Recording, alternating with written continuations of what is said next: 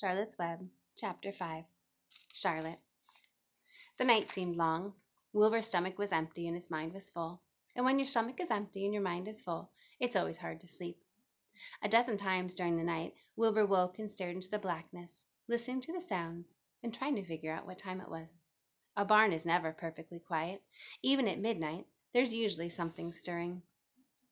The first time he woke, he heard Templeton gnawing a hole in the grain bin. Templeton's teeth scraped loudly against the wood and made quite a racket. That crazy rat, thought Wilbur. Why does he have to stay up all night, grinding his clashers and destroying people's property? Why can't he go to sleep like any decent animal? The second time Wilbur woke, he heard the goose turning on her nest and chuckling to herself. What time is it? Whispered Wilbur to the goose. Probably about 11:30, said the goose. Why aren't you asleep, Wilbur? Too many things on my mind, said Wilbur. Well, said the goose, that's not my trouble. I have nothing at all in my mind, but I've too many things under my behind. Have you ever tried to sleep while sitting on 8 eggs? No, replied Wilbur. I suppose it is uncomfortable. How long does it take a goose egg to hatch? Approximately 30 days, all told, answered the goose.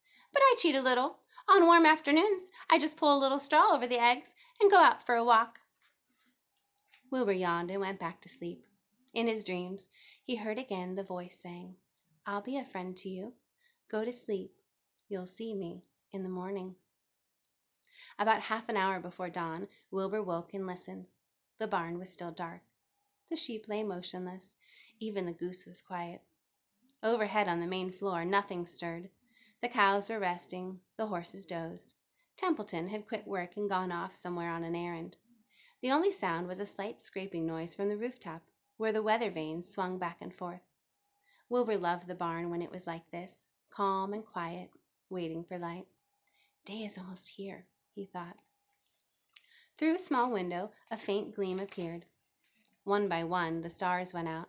Wilbur could see a goose a few feet away. She sat with her head tucked under a wing. He could see the sheep and the lambs. The sky lightened. Oh, beautiful day! It is here at last. Today I shall find my friend. Wilbur looked everywhere. He searched his pen thoroughly. He examined the window ledge, stared up at the ceiling, but he saw nothing new. Finally, he decided he would have to speak up. He hated to break the lovely stillness of the dawn by using his voice, but he couldn't think of any other way to locate the mysterious new friend who was nowhere to be seen. So Wilbur cleared his throat.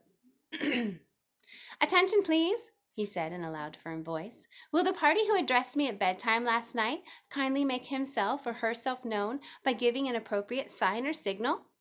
Wilbur paused and listened. All the other animals lifted their heads and stared at him.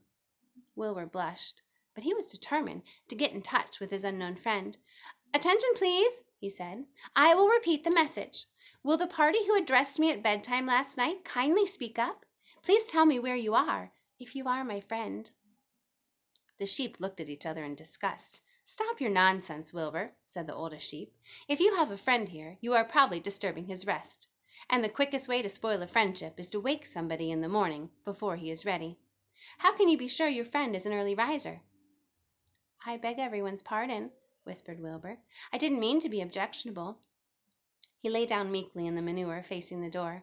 He did not know it, but his friend was very near. And the old sheep was right. The friend was still asleep. Soon Lurvy appeared with slops for breakfast. Wilbur rushed out, ate everything in a hurry, and licked the trough. The sheep moved off down the lane, and the gander waddled along behind them, pulling grass. And then, just as Wilbur was settling down for his morning nap, he heard again the thin voice that had addressed him the night before. Salutations, said the voice. Wilbur jumped to his feet. What? He cried. Salutations, repeated the voice. What are they? And where are you? Screamed Wilbur. Please, tell me where you are. And what are salutations? Salutations are greetings, said the voice. When I say salutations, it's just my fancy way of saying hello or good morning. Actually, it's a silly expression, and I'm surprised that I used it at all. As for my whereabouts, that's easy. Look up here in the corner of the doorway. Here I am. Look, I'm waving.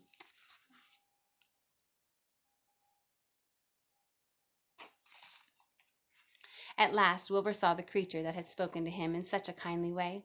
Stretched across the upper part of the doorway was a big spider web, and hanging from top of the web, head down, was a large gray spider. She was about the size of a gumdrop. She had 8 legs, and she was waving with one of them at Wilbur in a friendly greeting. "See me now?" she asked. "Oh, yes, indeed," said Wilbur. "Yes, indeed. How are you? Good morning. Salutations. Very pleased to meet you. What is your name, please? May I have your name?" "My name," said the spider, "is Charlotte." "Charlotte what?" asked Wilbur eagerly. "Charlotte Eyre.Cara. But just call me Charlotte." "I think you're beautiful," said Wilbur. "Well, I am pretty," replied Charlotte. "There's no denying that. Almost all spiders are rather nice looking.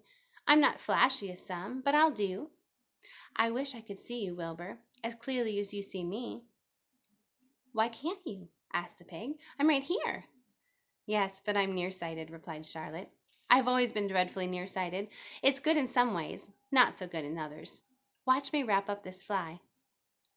A fly that had been crawling along Wilbur's trough had flown up and blundered into the lower part of Charlotte's web, and was tangled in the sticky threads. The fly was beating its wings furiously, trying to break loose and free itself. "First," said Charlotte, "I dive at him." She plunged head first towards the fly. As she dropped, a tiny silken thread unwound from her rear end. "Next, I wrap him up." She grabbed the fly, threw a few jets of silk around him, and rolled it over and over, wrapping it so that it couldn't move. Wilbur watched in horror. He could hardly believe what he was seeing, and although he detested flies, he was sorry for this one.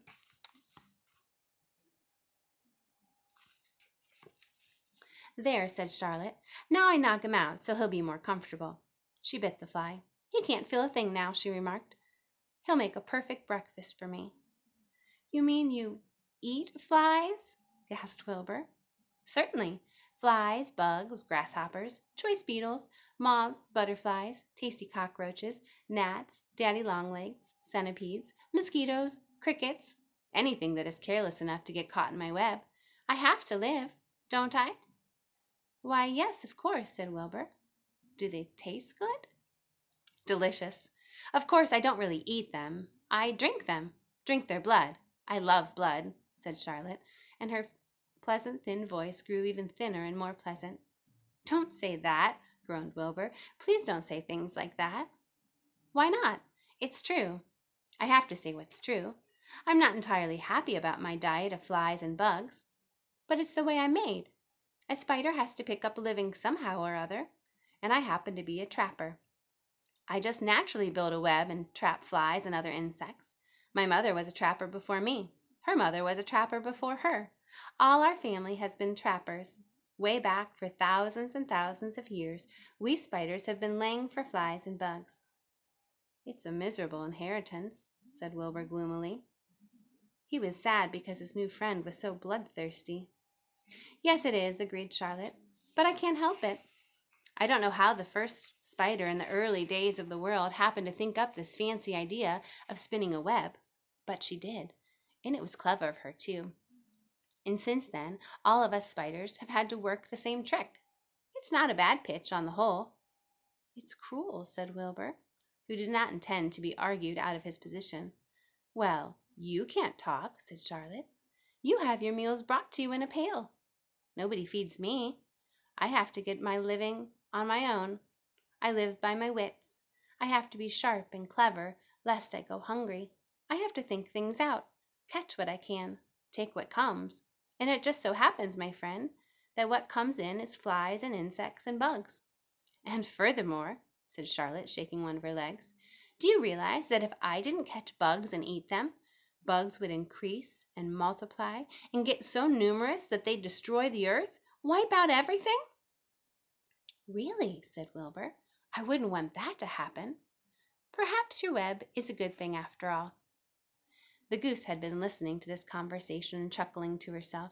"There are a lot of things Wilbur doesn't know about life," she thought. "He's really a very innocent little pig. He doesn't even know what's going to happen to him at Christmas time. He has no idea that Mr. Zuckerman and Lurvy are plotting to kill him." and the goose raised herself a bit and poked her eggs a little further under her so they would receive the full heat from her body and soft feathers. Charlotte stood quietly over the fly, preparing to eat it. Wilbur lay down and closed his eyes.